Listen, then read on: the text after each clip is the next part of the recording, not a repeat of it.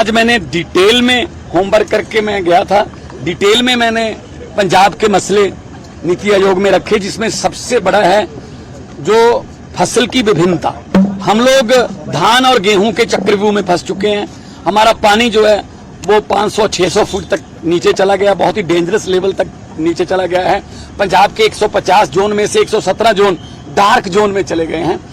हम बहुत कुछ बीत सकते हैं, हमारी धरती बहुत जरखेज है, उपजाऊ है, फर्टाइल है, लेकिन हमें उस पे एमएसपी नहीं मिल रही। तो एमएसपी दो हमें, ताकि किसान कोई और फसल बीजे और उसको उतना ही फायदा हो जितना धान बीज कर होता है।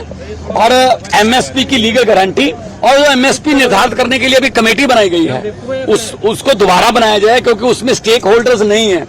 26 मेंबर की कमेटी बना के 23 अपनी मर्जी से डालकर बोले 3 आप आ जाओ।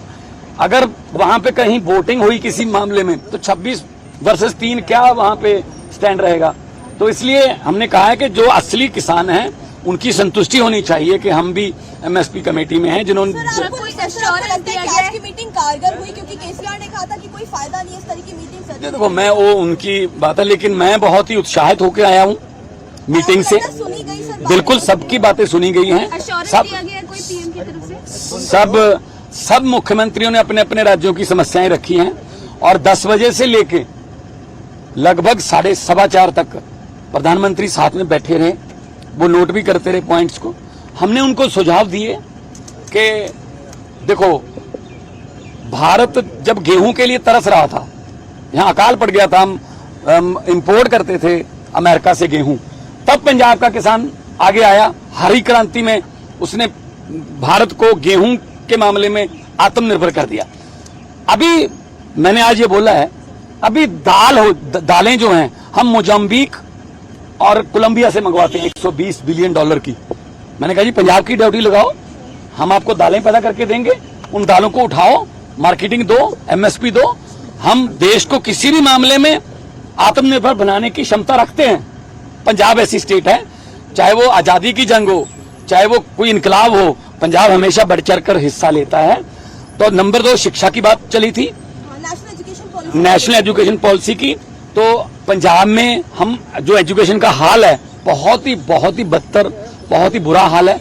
हम उसको ठीक कर रहे हैं। स्कूलों में इंफ्रास्ट्रक्चर नहीं है, स्कूलों में बैठने के लिए जगह नहीं, और स्कूल पहुंचने के लिए वाहन नहीं है। मतलब बहुत से गांव से हमारे पास शिकायत आती है कि लड़कियों को जो है स्कूल से निकाल लिया गया, क्योंकि हमारे यहाँ कोई साधन नहीं है जी। वो किसी ट्रॉली के साथ लटक के या किसी अजनबी से राइड लेके जाती हैं, तो जो उनके माता पिता ये अलाउ नहीं करते। तो ये समस्या का हल करेंगे हम शटल बसेस चलाएंगे। कोई भी बच्चा, कोई भी लड़की खासतौर पे इसलिए स्कूल से नहीं निकाली जाएगी या पढ़ाई से वंचित नहीं रहेगी कि उसके पास कोई साधन नहीं था स्कूल पहुंचने का। नेक्स्ट था अर्बन गवर्नेंस। उसमें क्या है, हमारे 4 शहर हैं बड़े, लुधियाना, जालंधर, अमृतसर और फिरोजपुर, बठिंडा भी है, पटियाला थोड़ा सर्विस सिटी है। तो हमने वहां पे सीवेज का, वहां पे इंडस्ट्री को लाने का, फोकल पॉइंट्स को अलग करने का, और उसके सीवेज को, जैसे बुड्ढा नाला है उसका, लुधियाना का पूरा गंदा पानी नाले में जाता है। तो हमने उस पर बाकायदा तौर पे पॉलिसी बनाई है, और हम शहरों को साफ सुथरा भी करेंगे और शहरों को जो है वो तरक्की के रास्ते पर भी चलाएंगे। और एक सबसे बड़ी बात, G20 का चेयरमैन बन रहा है भारत 1 दिसंबर से 30 नवंबर 2023 तक। तो बहुत सी देश में मीटिंगें होंगी G20 की। तो पंजाब के लिए मैंने माननीय विदेश मंत्री श्री एस जयशंकर जी के सामने अमृतसर मैंने उनको नाम दिया है कि अमृतसर हमारा होली सिटी है, पवित्र सिटी है। वहां पे हम सब कुछ प्रबंध करेंगे। G20 की जो मीटिंग है कभी भी फरवरी के आसपास मौसम के हिसाब से बनती है, तो अमृतसर में हो।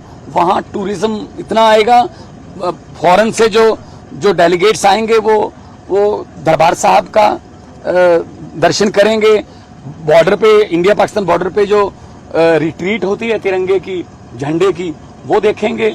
और बहुत कुछ जो है हम उनको अपना कल्चर दिखाएंगे। हर रोज कल्चर प्रोग्राम कोई ना कोई गिद्दा भंगड़ा या जो भी पंजाब का कल्चर है वो उनको दिखाएंगे। तो उन्होंने कहा है कि हाँ हम अमृतसर को इसमें डालेंगे और मौसम के हिसाब से हम फैसला कर लेंगे। और ये इसी अगस्त के एंड तक जितने भी भारत में G20 के सम्मेलन होने हैं उनका शायद फैसला कर लिया जाएगा। उसमें पंजाब से अमृतसर चुना सर पंजाब को क्या मिलेगा सर, क्या आश्वासन मिला केंद्र सरकार की तरफ से, पंजाब को क्या मिलेगा? करनी है हाँ जी, उन्होंने तो टाइम लिया है कि क्या मिलेगा पंजाब को, क्या आश्वासन मिला आपको? सर सब कुछ सर जो लिखती था सब कुछ रिकॉर्ड पे चला गया है जी। जो वाइस चेयरमैन उनकी भी संयोगवश पहली मीटिंग थी जी, मिस्टर सोमन बेरी जी। तो अभी उन्होंने कहा है कि जो भी आपके सुझाव हैं और आपकी जरूरतें हैं उन पर हम अकेले शब्द पे अकेले अक्षर पर हम गौर करें। सर जीएसटी का भी मुद्दा था सर।